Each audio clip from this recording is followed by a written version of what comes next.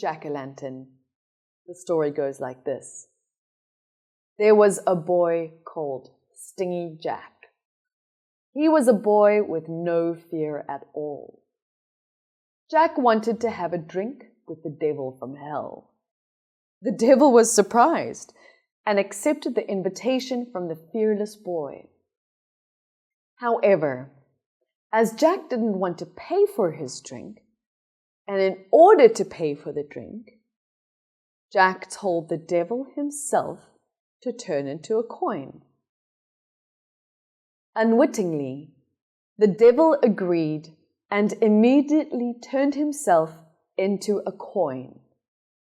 Stingy little Jack then took the devil coin and put it into his pocket next to a silver cross. This silver cross prevented the devil from changing back to his own original body.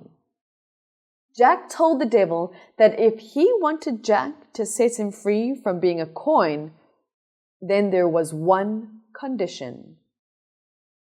The devil must promise that he would never claim Jack's soul. The devil again accepted Jack's request. Years and years later, when Jack passed away and judgment was passed over his guilty and sinful deeds, God denied letting him into heaven.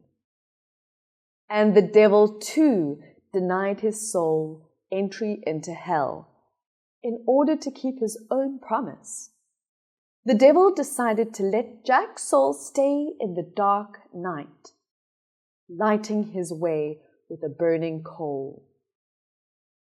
And so he did, until he came upon a large orange pumpkin. Jack carved the pumpkin to make room for his burning coal and stayed there forevermore. And now we have a story about the myth of vampires.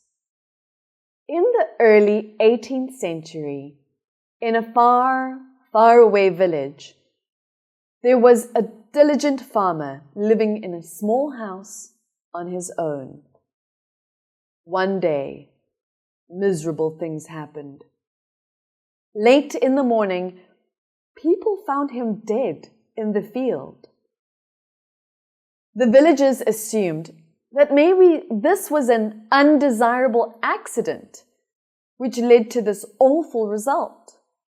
But in the end, the reason for his death was unknown. It did not stop there. A day later, many other villagers also died suddenly, and the others found weird injuries with blood on the dead bodies. The weird injuries were all the same, so they decided to stay up all night in order to figure out what would happen when the night came. Then, what appeared shocked them. They saw a creature that looked like a human, with sharp teeth in his mouth, red eyes, and white skin like that of dead people. They called it a vampire. The remaining people started to pray for their lives and their family members. They gathered at the church to ask for help from God. After one day of staying in the church and praying, the vampire disappeared. It could no longer harm them as they were protected by God. But where did it go? The answer is unknown. The Singing Bone by the Brothers Grimm.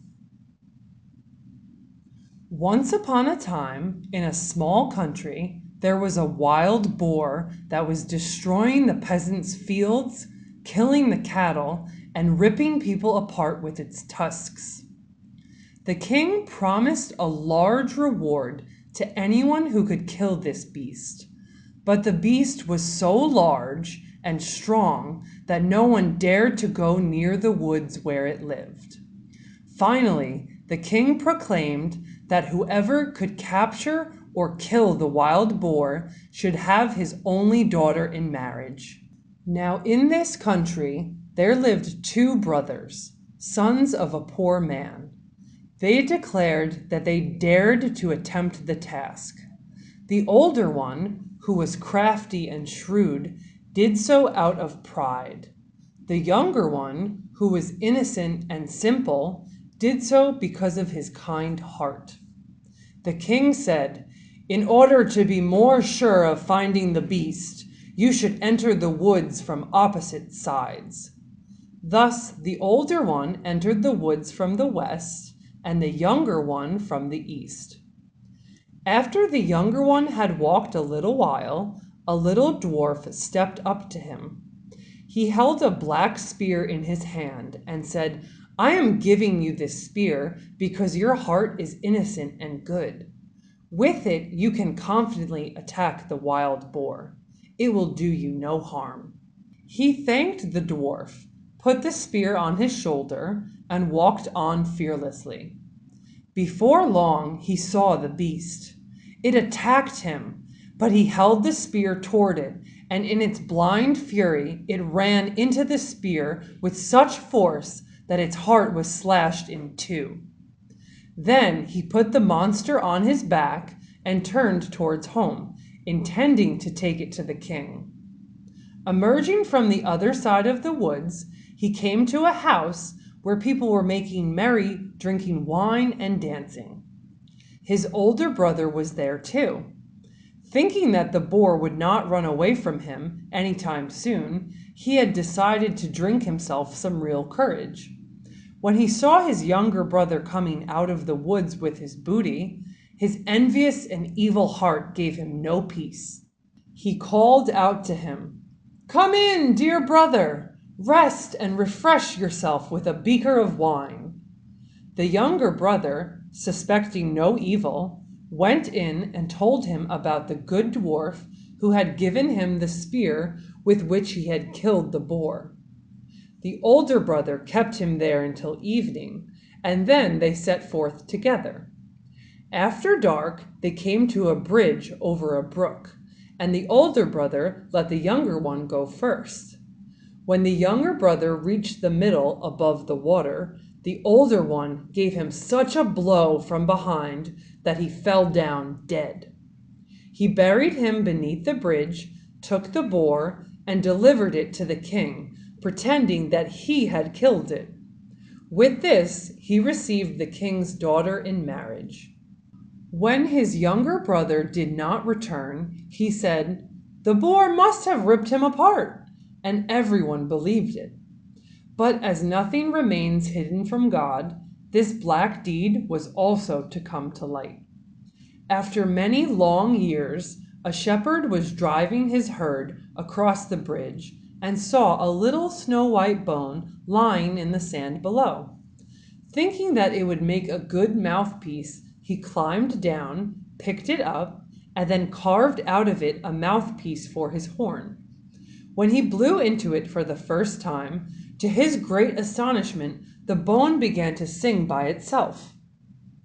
"Oh, my dear shepherd, you are blowing on my little bone. My brother killed me and buried me beneath the bridge to get the wild boar for the daughter of the king." "What a wonderful horn," said the shepherd. "It sings by itself. I must take it to the king." When he brought it before the king, the horn again began to sing its little song.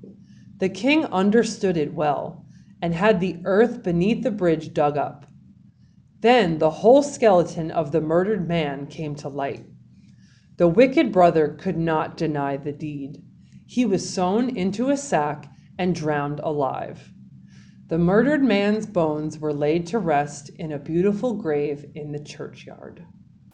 All right, that's all, everyone. Now, if you know of any other myths, I would love to hear about them. Thanks so much for watching this video, and please remember to like, share, and subscribe to our channel, and leave a comment on what you want to learn about next time. See you soon. Bye-bye.